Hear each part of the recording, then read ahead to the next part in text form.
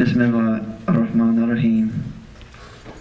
Alhamdulillah Rabbil Alameen. Ar-Rahmanir-Rahim. Maliki Yawmiddin. Iyyak na'budu wa iyyak nasta'in. Ihdina as-siratal mustaqim. Siratal ladzina an'amta alayhim. Ghayril maghdubi alayhim waladdallin. Ameen. My name's Ross. I'm doing this for Dr. Kazi, and I hope it pleases Allah at the same time. I converted. I like to start out saying, in the name of Allah, most gracious, most merciful. But I converted last December to Islam, and my journey began, I guess, about 3 years ago. And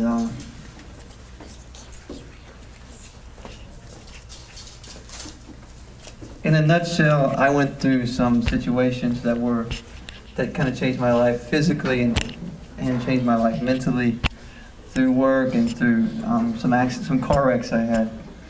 So after I realized that I would die eventually, I started studying a lot and I started working a lot.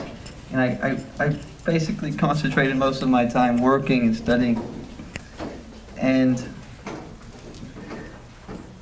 I read the Bible from Genesis to Revelations, and after I read it, I had a concept of Allah subhanahu wa ta'ala and His oneness, and how that oneness sort of changed in the New Testament from after the Gospels, Matthew, Mark, Luke, and John, how that oneness sort of changed.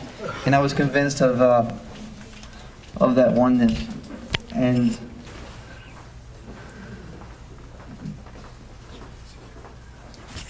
I went to a Catholic teacher, and the Catholic teacher told me I was nuts, and I needed to study some more. So I studied some more, and I almost started joining the Catholic Church.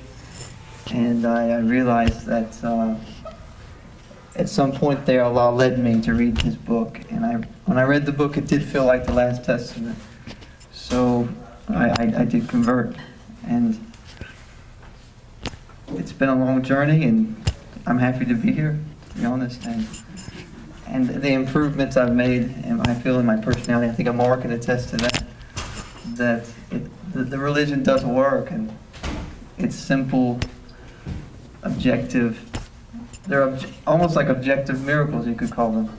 The Quran is an objective miracle. And it's nice. It's nice to have healing. It's nice to be able to be a part of a community that you have support. And I'm very thankful.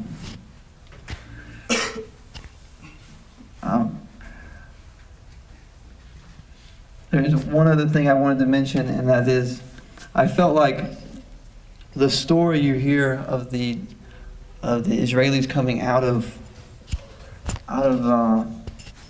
Egypt and into the desert and into the Promised Land. I feel like that story you can see that through history, and you can see that through biographies, that same story. And the story might repeat, and we never really know where we are in that, I kind of feel like I'm in the desert. But we really don't know where we are. I feel that story applies to everyone. Everyone has a relationship with Allah subhanahu wa ta'ala. And we got to kind of figure out where we are, and are we under the thumb of the Egyptians? Are we in the desert? And sort of work on our relationship where we can eventually make it to the Promised Land, here and in Jannah. But I hope this encourages people. I really want people to, if any of you take anything out of this message of me, if you can get anything from this, then it would be to serve mankind and to improve yourself and to worship Allah subhanahu wa ta'ala.